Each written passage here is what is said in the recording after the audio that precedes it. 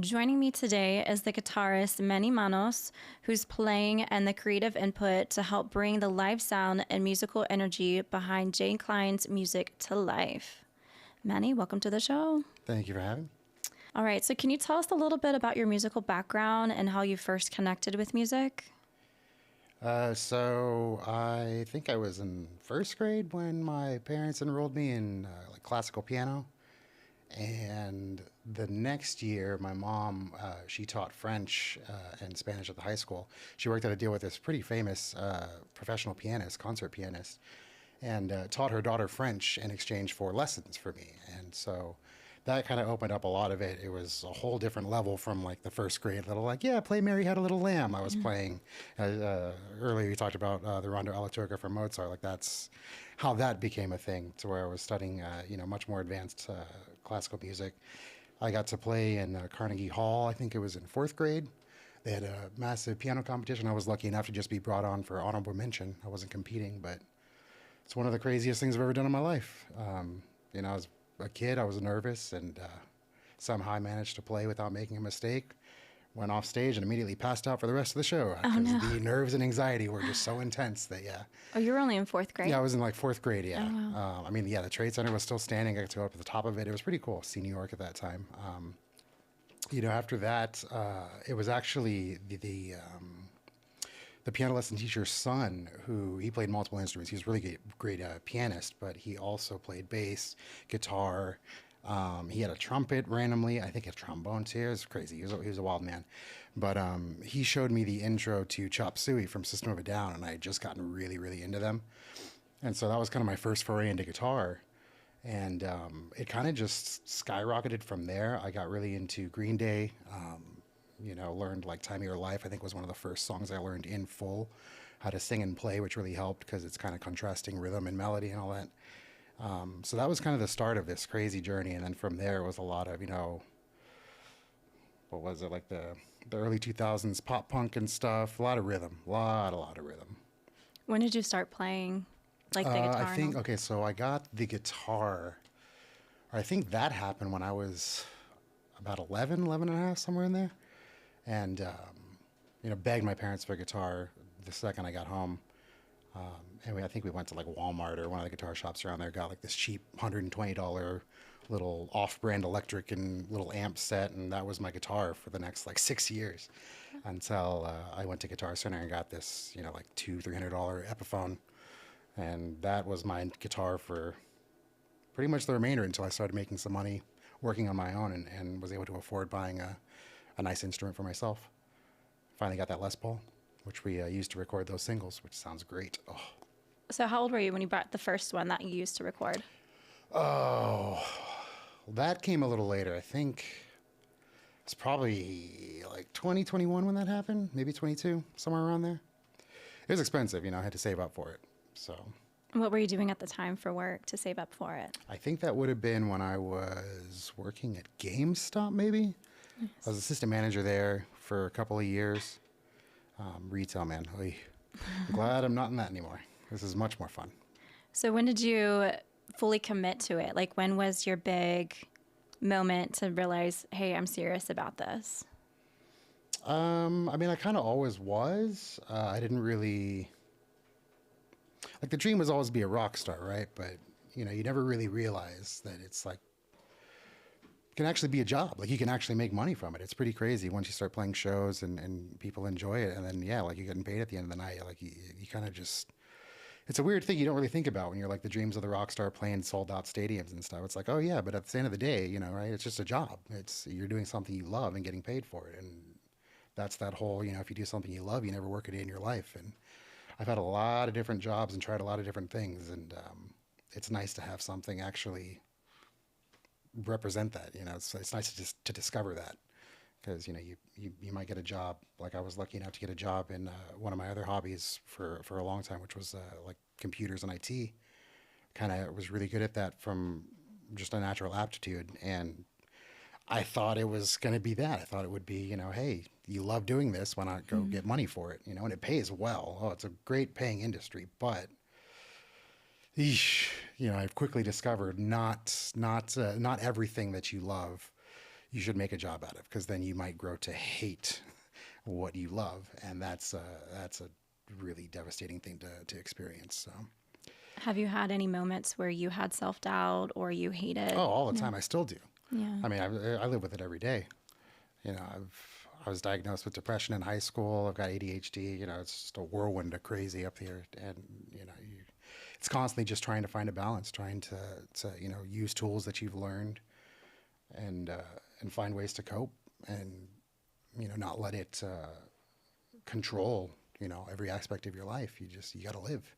You got to live. You got to enjoy. You got to find ways to be happy, and that's really the main reason why I love music. I mean, music has saved my life quite literally on more than one occasion. It's just so powerful. You know, it's a universal language. It communicates things that there aren't words for. Can we talk a little bit, if you're comfortable with it? You said literally saved your life. Oh yeah, I mean, I've had a lot of dark times.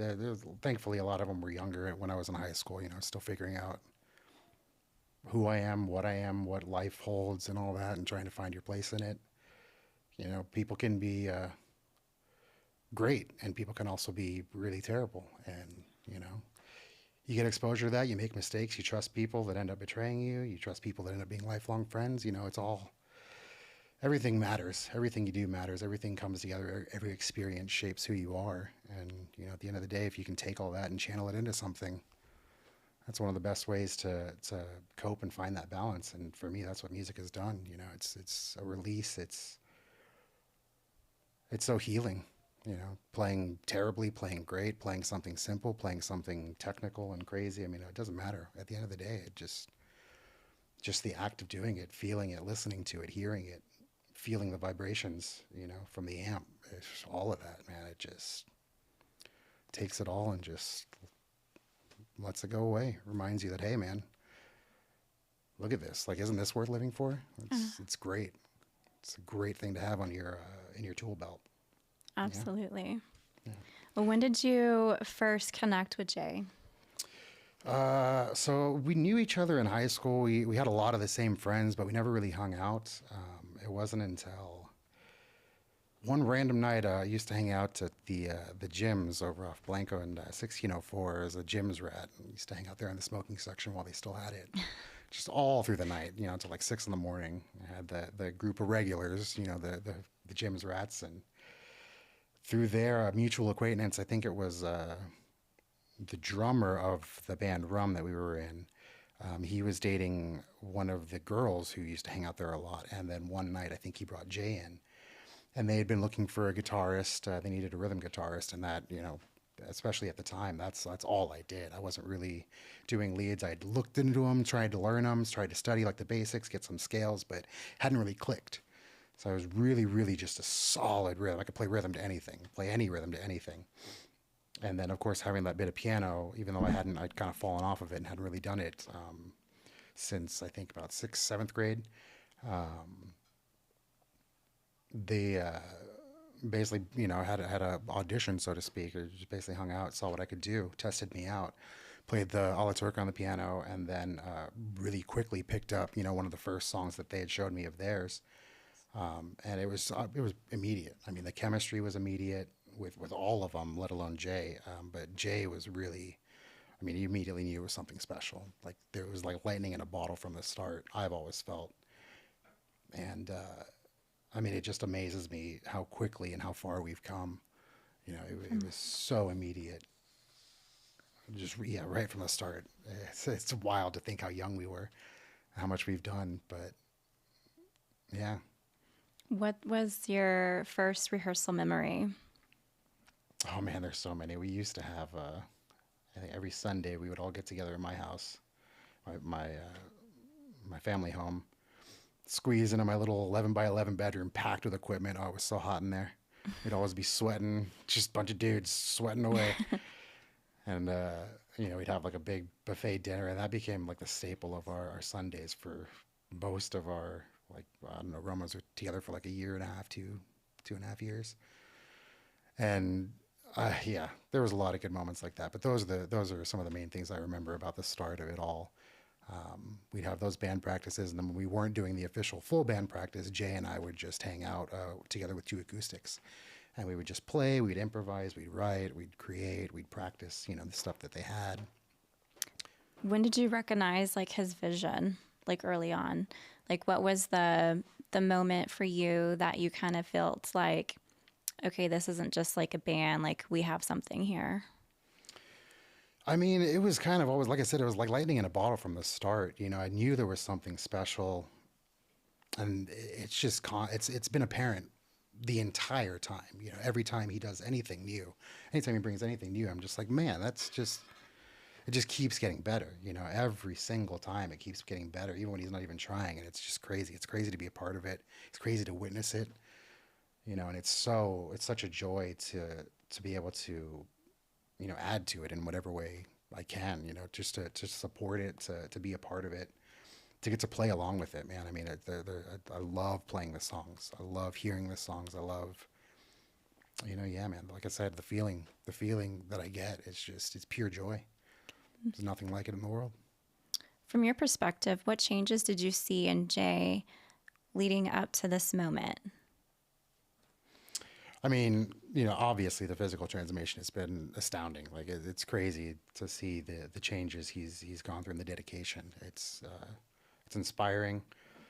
I've done the fitness journey multiple times. I was just working, as I mentioned earlier, in IT for the last decade. It was a desk job. I wasn't moving much. I really let myself go a little bit. So seeing him, man, I mean, it was kicking the ass like none other to get myself back in shape. And it's been great. I feel better every day. Good. As far as the music goes, I mean, this he's probably mentioned it. The John Martin.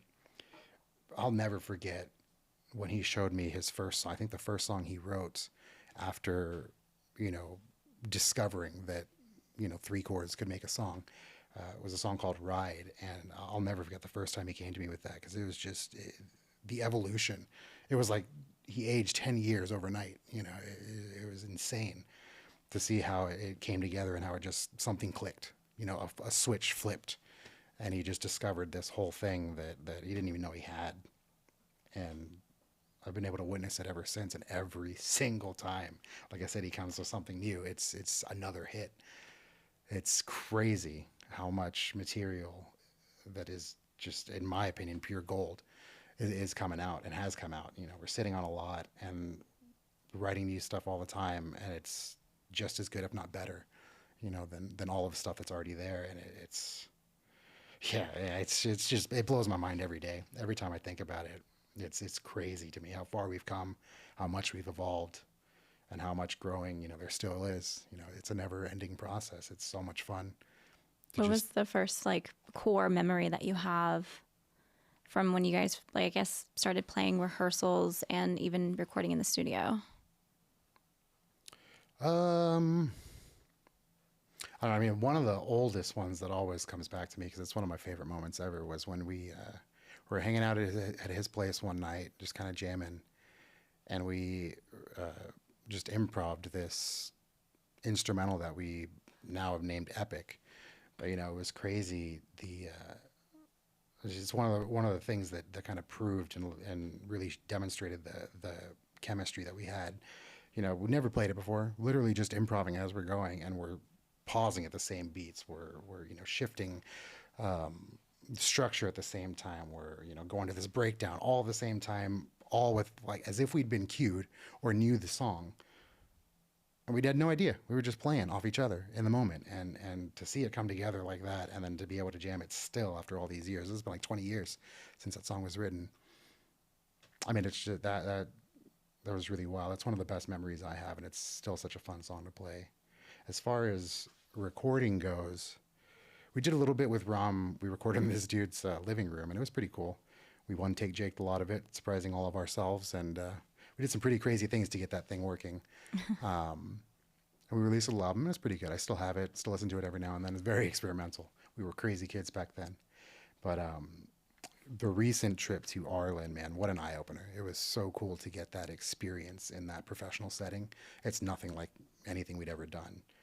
I never experienced anything like that. And it was a great learning experience, a great start. There's a lot of lessons I walked away from with that experience, and I can't wait to get back in there and do more. What's some of the lessons that you learned? I mean, just the difference in, kind of just jamming and having a point, having a goal, having a purpose.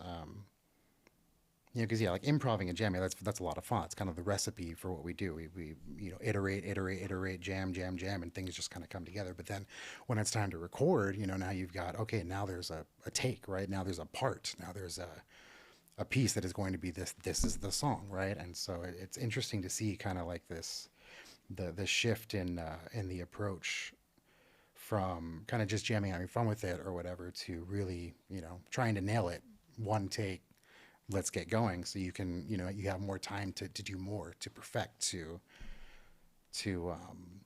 make it the track you want it to be. So yeah, just getting the experience, kind of the requirements and the what it takes, kind of discovering truly what it entails, what the job is, basically, in that professional sense, coming from just kind of jamming, playing shows here and there, never really pursuing it to the extent that we are finally pursuing it now. Yeah, Can it you was really walk me cool. through a little bit, like, what was your initial intake when you pulled up to the studio and you walked through the doors and you saw Jay first recording, you saw the setup, you saw the producers, you saw everybody? What was going through your mind? I mean, I'm still kind of like pinching myself because it still seems like a dream. I couldn't believe the entire time. I just couldn't believe we were there. From the second we pulled up, it seemed so unassuming. Just little non-labeled, non-tagged building right in the middle of downtown Austin. And you'd never think the the venue that you were walking into was what it was. It was so unassuming, and yeah, man. I mean, just you can smell the history in the air of the place. You can smell it coming off the equipment. Seeing these albums that I listened to posted on the walls, it's just, it's still hard to. I mean, I'm still not completely processed. It still seems like a dream. It is a crazy experience, but it was a very cool thing to see. I'm so glad to have been a part of it, to have had that exposure, and I can't wait to get back in there. I really hope we can get back in there because those guys are great, super talented, masters of the craft, and yeah, that studio is awesome. Okay, so whenever you guys play live, what is your favorite song to play? Oh man, I mean, the hard thing is, I mean, like it's like when you ask someone their favorite band, like I can't really pick just one because I love so many of them, but I cannot stress enough. Like literally every song of his is one of my favorites. Like there are some that I like more than others probably, but like every song. You have to have a I really favorite. I'm trying to think. I mean, I can't do one. I got to do like top 5. Okay, let's go. Todd's song, because my God. One of my personal favorites, I don't think we've really played it too much live, but Until Tomorrow, I cannot wait for the world to hear, because it's just one of my favorite songs ever. I really like our little bluesy stuff, like Find Your Own, Gnarlin's Tree has been amazing, but I would say of the bluesy stuff, probably have to be Find Your Own, a Tree. For